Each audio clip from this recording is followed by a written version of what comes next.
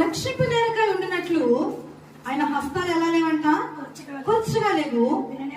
విననేరకై ఉండినట్లు ఆయన చెవులు ఎలా లేవు? మందముగా లేవు. మీ దోషములు మీకును మీ దేవునికి మధ్య అడ్డుగా వచ్చును. దేవునికి స్తోత్రం చెప్తాను. హల్లెలూయా.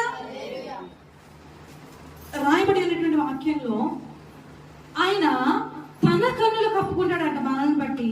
మనం చేసే ప్రార్థనలను వినకుండా విముఖుడై తన చెవులను మూసుకునే విధంగా ఇక్కడ వాక్యం చదివిస్తుంది. కానీ ఆయన యొక్క మనస్తత్వం కానీ ఆయన యొక్క విధానం కానీ అటువంటిది కాదు.